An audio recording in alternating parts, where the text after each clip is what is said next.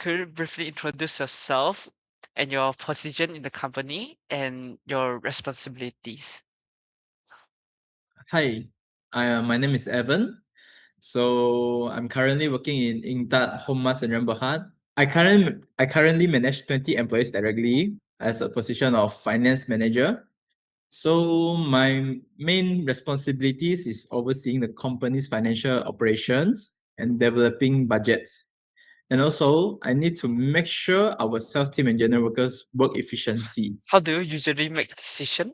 So for decision making, Hmm. uh, I will find out what's the issue and then I carefully analyze it. After I analyze it, I will have a meeting with my management team and we will start discussing about it. What's the better solution to solve this Okay. issue? How do you assess the potential risk and the consequence of your decision? Okay, first I look at the possible outcomes of each option and not the good outcomes and the bad ones. Then I check how likely each outcome is.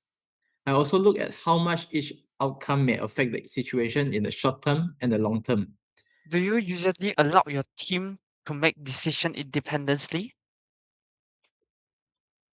Of course, that's a must. I let my team make their own decisions.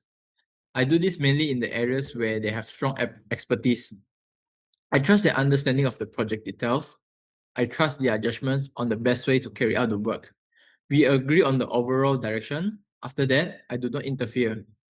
I only step in when they ask for support. I also step in when the problem it becomes serious. When your team When you encounter a problems, do you intervene immediately or let them handle it on their own first? okay, no, I usually don't intervene immediately.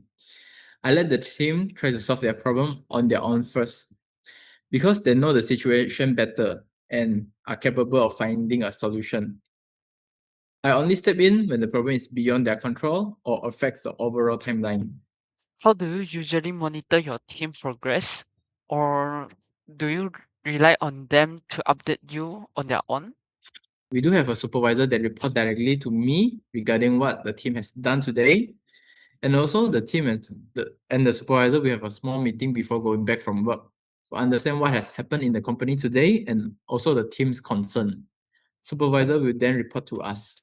What do you think is the biggest advantage of giving employees high autonomy? Okay, I think high autonomy gives employees a stronger sense of responsibility for their work. They are more proactive in managing tasks and solving problems because the outcomes directly depend on their own judgment and efforts.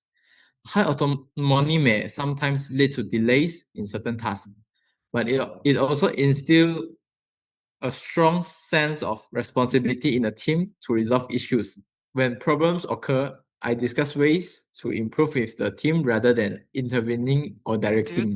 How do you determine whether a team is suitable for a high autonomy management approach? Okay. The key to determine whether a team is suitable for high autonomy is trusting that they can complete tasks independently.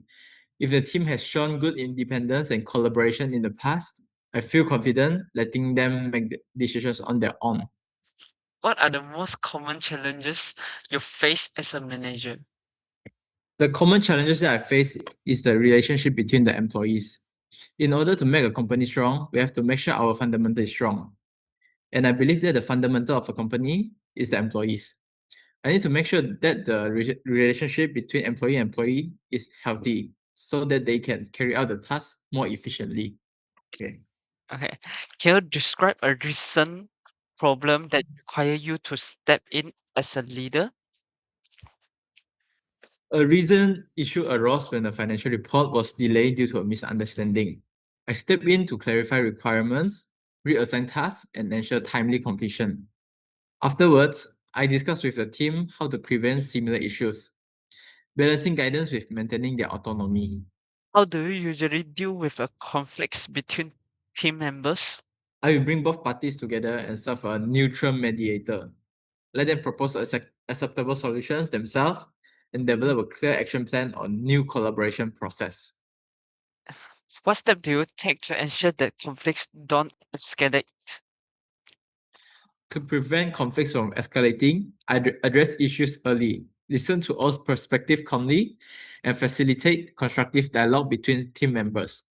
I clarify misunderstandings, reinforce shared goals, and guide them toward a mutually acceptable solution. Do you have any strategy for preventing conflicts before they happen?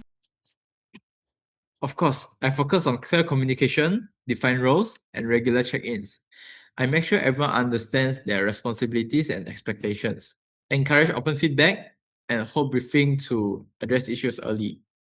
Building trust and promoting collaboration also helps prevent misunderstandings and potential conflicts before they arise. How do you usually handle the underperforming employees? Once I notice a decline in performance, I immediately have a private one-on-one conversation with the employee. I start by expressing my concerns and adopt an open attitude to understand the underlying reasons for the poor performance. If there is still no improvement within the set time frame and all support measures have been implemented, I will issue a formal warning in accordance with company policy.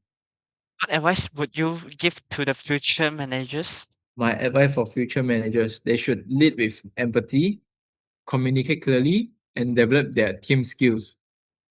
Adapt leadership to individuals, delegate effectively, and build a positive culture. Make informed decisions, reflect continuously, manage stress, and lead by example with integrity.